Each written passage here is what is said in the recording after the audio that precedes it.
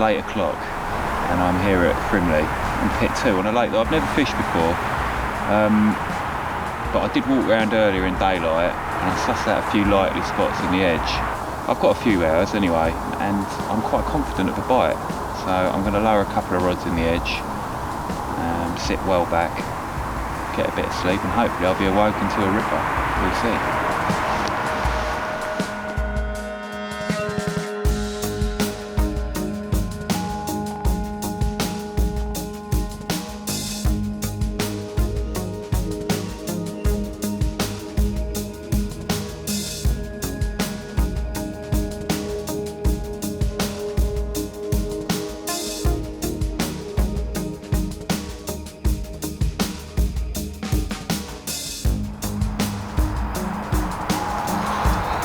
Exactly why I set a trap in darkness. First light is absolutely roared off.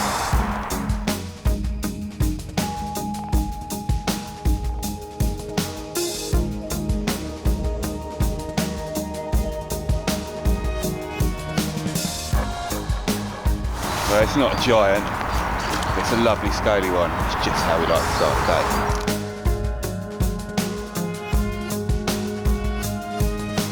Yeah, that one is absolutely nailed on. Just like that.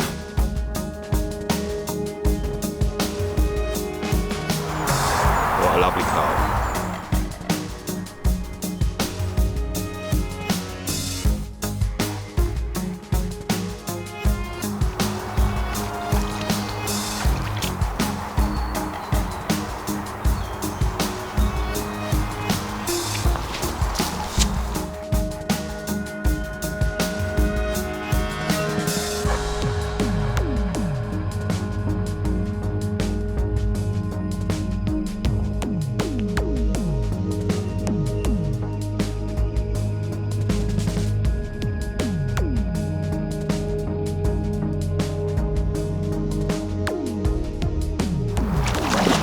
Half an hour on a spot that I baited last night has doubled my reward.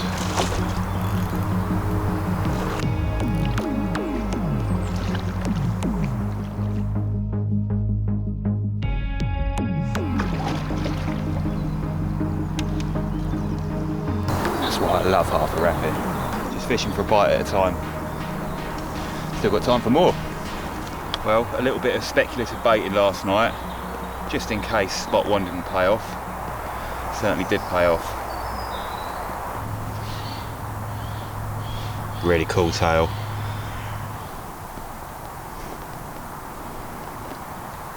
Really nice Frimley carp. My reward for getting up early.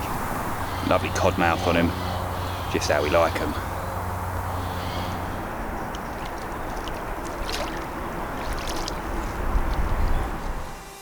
These days, certainly over the last few years, I'm finding it harder and harder to fish behind static rods. Much of my fishing kind of gravitates towards fishing one rod, in the edge, you know, looking for an opportunity that perhaps other people have missed.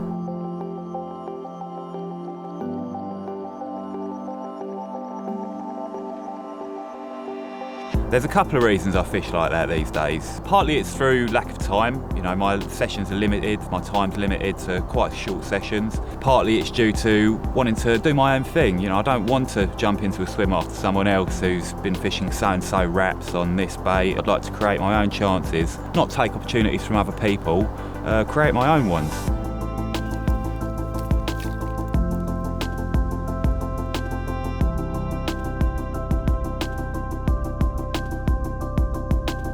But there's a third and probably the most important reason, is it's just so exciting. We all love the bite, you know, but for me it's really the ultimate buzz. Watching that fish pick up your hook bait, that's the buzz for me, the ultimate.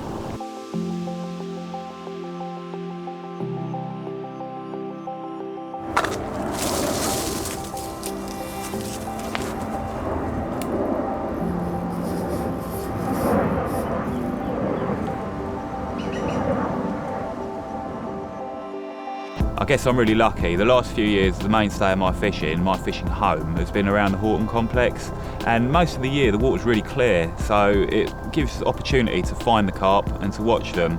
Of course, it's not always clear, and not all venues are clear, but it doesn't mean that you still can't fish the same way for them.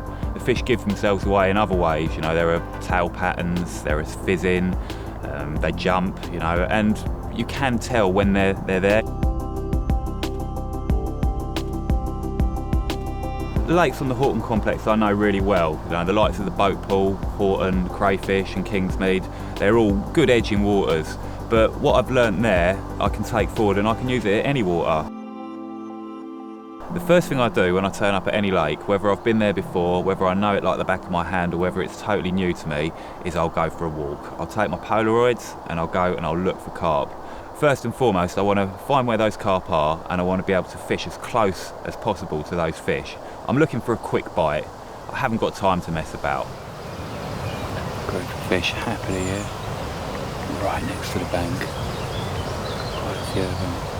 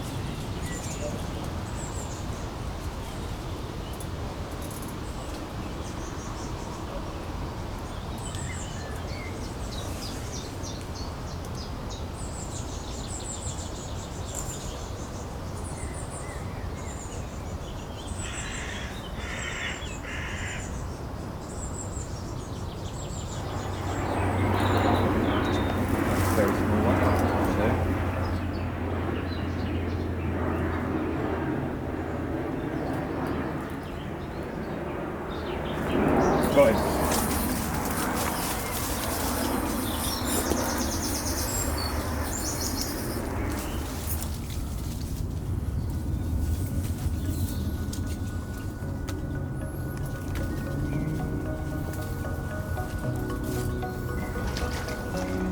Get in there.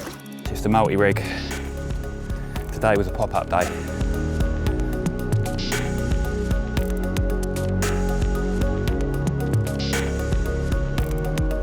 Lovely carp. Mega result. I don't know what it is about the margins, but a lot of the older and wilier fish seem to spend a lot of their time there. Certainly Horton's wood carving, you know, it's one of the most iconic carp in the country. It's well known to be an edge fish, and a couple of years ago I caught that fish twice, both of them at half a wrap, you know, right under the rod tip.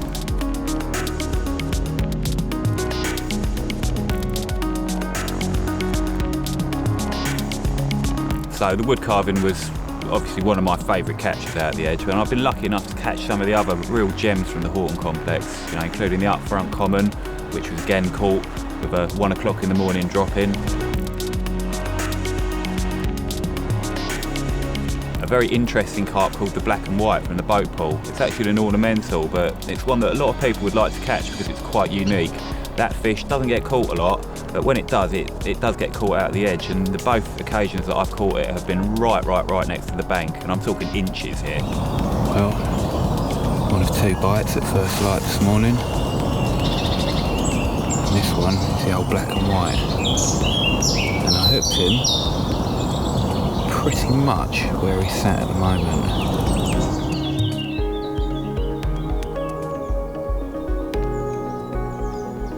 If there's particular fish that you want to target, then baiting and looking in the edge is a really good way of getting to know your quarry. You know, you get to watch those fish feeding, you get to understand how they behave, which ones are greedier, which ones respond to a certain type of bait, which ones maybe don't like a certain type of bait. So it allows you to tweak your approach, it allows you to really and truly target a fish in a way that you can't do out in the lake. There's a bit of a mixed group in here today. There's a couple of little ones, a couple of big ones, and a few middle-sized ones.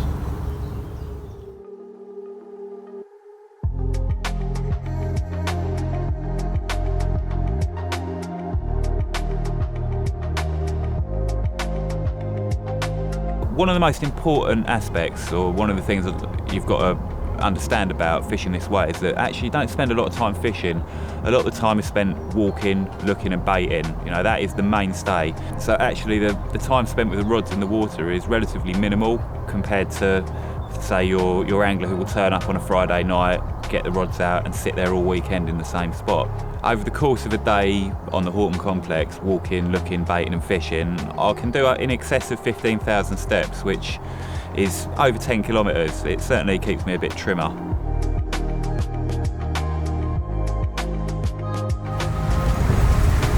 Yeah, got one.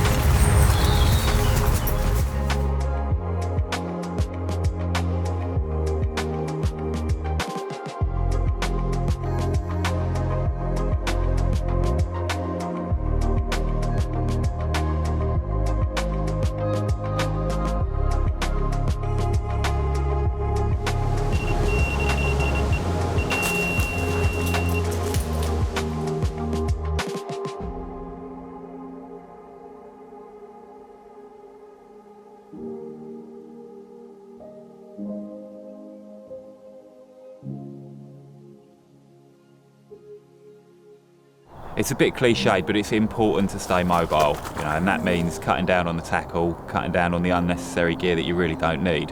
You know, literally an unhooking mount, a couple of rods. I still fish off the barrow a lot of time because it's easier than loading yourself up like a donkey with loads of gear. You can literally throw the stuff on there.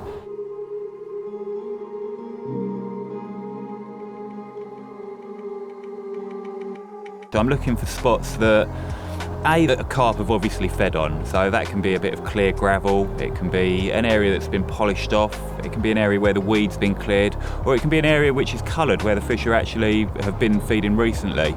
So there's lots of clues to look for. Once you've found an area, you know, it's then time to start applying a bit of bait to it. Now, I think a big mistake that people make is putting too much bait in. You know, you really don't need a lot of bait to keep the fish feeding for quite a long time, especially if you use something like a flaked boilie or a small pellet or a particle. Certainly my favourite over the last couple of years has been flake. You know, it's convenient, it's clean and easy to use, you know, it's not messy like particle. So I can keep it a shelf life bag in my baiting pouch and it goes everywhere with me. When you're baiting, it's a case of speculate to accumulate. I'll bait quite a lot of spots. A lot of those spots I'll never fish, you know, but just a handful of bait is never wasted because you never know, you know, on one of my laps, I might find a fish there or I might see signs that a fish has been there.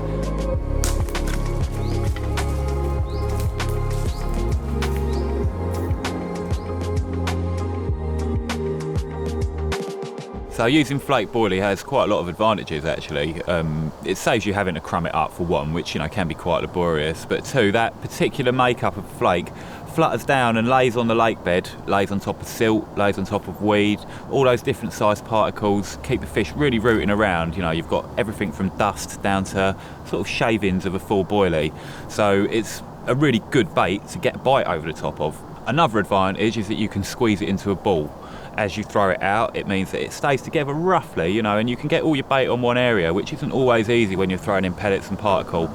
It means you can be quite precise with your approach. It's quite a stealthy advantage as well because, you know, if you're sneaking around and baiting spots and you don't necessarily want anyone else to hear it, the sound of boilies and pellets hitting the water can be quite distinctive, you know. Everyone's ears pricks up as soon as you hear that distinctive brrr. But a little handful of flake squeezed into a ball just sounds like a small fish jumping. So you can get away with a sneaky handful here and there without giving your spots away.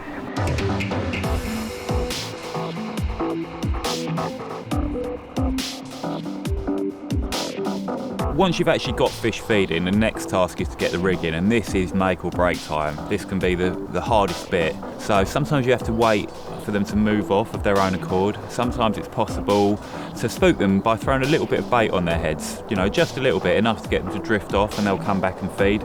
Gives you a little window to get the bait in. Sometimes it's possible to sneak it in, you know, when they turn their back, so to speak. If they really are feeding right under your feet, you can lower it right behind them, and I've had very quick bites doing that, where they turn around and grab the bait straight away.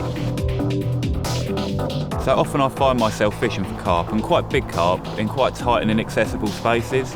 Now every spot gets a risk assessment, so I'm looking for obstructions like snags, sticks in the water, trailing branches, and things like mussel encrusted protrusions from the lakebed which could cut you off. So all those things you have to take into account when you're choosing a spot to fish, and some spots are not fishable, you have to accept that you can't fish there. But there are a lot of spots that people ignore, which if you fish with the correct tactics and strong tackle, that it's no problem to land carp from. So my weapon of choice for this up close and personal fishing is a 3-pound Sawn-Off. It's 6 foot long, which means that you can get into those little gaps, you can fish in those little holes under the trees where you struggle to get a 9 foot, and you certainly can't fish with a 12-foot rod. So on my Sawn-Off I've got a reel with a decent clutch, and that's loaded up with some seriously strong line. So I've got 20-pound bullet mono on there. I don't want to be getting cut off, I don't want to be losing them in the weed. I want to be able to extract them from those tight holes, so I'm going for something that's reliable. Attached to my mono I'm using quite a long leader. I'm going for a Klingon leader, usually the 40-pound version, and I go for a length of 6 or 7 feet because I want to keep that line pinned down off the spot. Usually I'll put a big lump of putty on the end of that as well to help sink the line. For my lead setup in the edge I always use an inline drop off. I've not got it set too loose, I don't want it to drop off on the take, I just want it to come off if it hits an obstruction.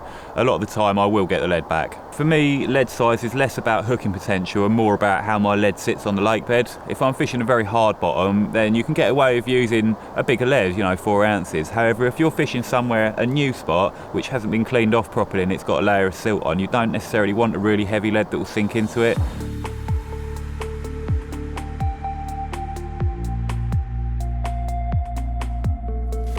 One of the best things about fishing the edge is watching the fish prick themselves with your hook bait. One of the worst things is watching them get away with it, and we all know that they do get away with it, and this happens quite a lot. How effective your rig is and how it behaves often depends on how the fish are feeding. If you can create a confident feeding situation, then whether you're using a bottom bait or a pop-up, you're much more likely to get a pick-up. When the fish are feeding cagely, it doesn't matter, you can have the best rig in the world. You can have a rig that's caught you hundreds of carp, a bait that's caught you hundreds of carp, but it can be so frustrating, if they're not quite up for it, or if one of the fish has sussed you, it's either decided that something's wrong or it's picked up your bait and ejected it. They can often warn the other fish, whether it's through body language, or I've even seen them swim into other carp to deter them from coming into the swim. And that can be really frustrating. There are carp in the area, they're clearly hungry, but they won't feed on your bait. In that situation, the best thing to do, feed them a little bit more, lift your rig out and go and find another opportunity. Come back later.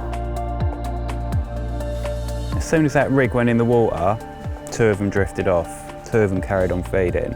Both of them fish came and investigated the well, got to the rig and investigated it. The smaller one rejected it twice, properly rejected it, knew it was there. And then the fully rejected it as well.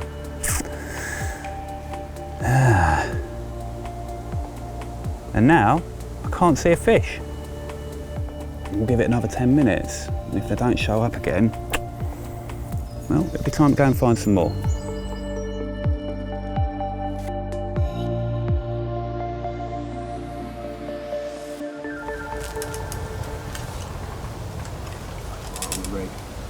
Got him.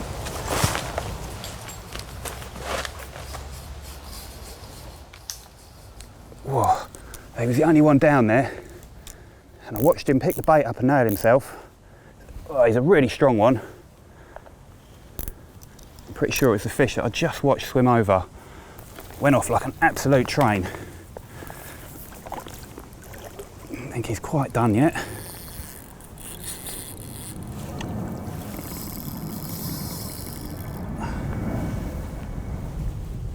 Oh, he's really strong. Gotcha. That was good fun.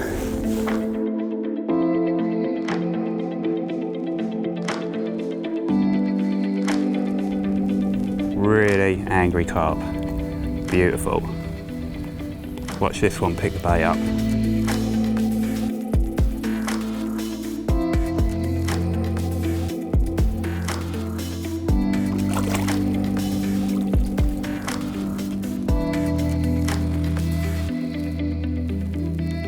When you get to watch fish feeding in the edge, you really get to examine the effectiveness of your rigs. And I've used quite a few over the years, and I've watched fish hook themselves and eject many different rigs.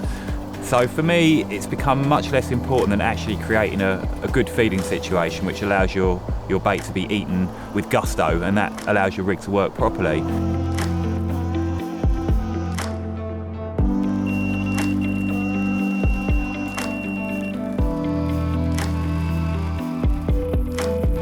So the multi-rig's got a couple of advantages which make it quite attractive to me. First of all, I can change my hook really easily, so if I do get ejected by a fish or the point goes over or I catch one, I can really easily change the hook and quickly without having to tie a new rig. Secondly, you can change your pop-up for a bottom bait. Now I use a bait screw on my multi-rig, and that means that I can very, very easily just change my hook bait by screwing it on. And indeed it's got me bites quite quickly by switching a pop-up for a bottom bait where I can see that the fish are spooking off the pop-up. So for me it's a bit of a judgment call, and it depends on the day. Some days a pop-up will get you the bite and other days a bottom bait will get you the bite. And if you can see them missing or avoiding one, then a quick switch to another can be the difference between not catching one and catching one. So the multi-rig's a really versatile rig, but there are occasions when it just doesn't do the do. You know, certain fish obviously learn how to deal with certain rigs, and you need to tailor your approach sometimes when you can see that they're getting away with it. On those occasions I'll switch to a trusty blowback rig. You know, it's a rig that I've caught a lot of fish on over the years, and I'll fish it very, very short, often between 2 and 4 inches, and I'm using a big hook, a size 4, and a very long hair with a double bait, you know, either a 2 10mm, 2 peanuts, something particle based, and for me that works well when other things are failing.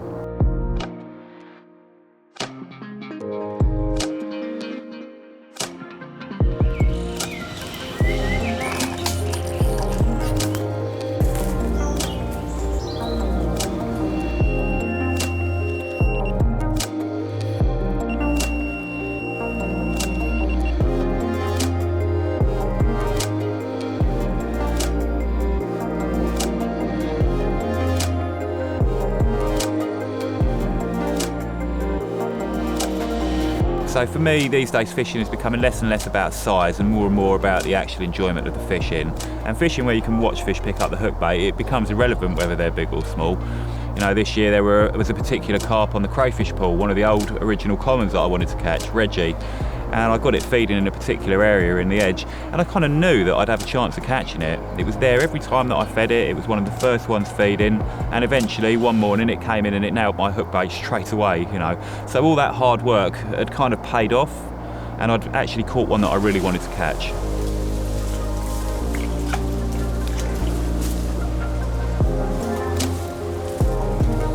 What a glorious old carp. Ultimately, fishing in the edge makes your fishing simple. You know, it makes it simple and reliable. You can see what you're doing, you can present your rig perfectly, you can see when and where you need to rebait, you know, and you can watch those fish feed and you can watch their behaviour. So there's so many plus points to it. You know, fishing out in the lake for me, I still do it. You know, there are times when it is the go-to tactic and you have to, but during the spring and summer and autumn months, I'm really, you know, I'm walking around the lake and I'm looking for a chance, because for me that really is the ultimate buzz, watching those fish pick up your hook bait.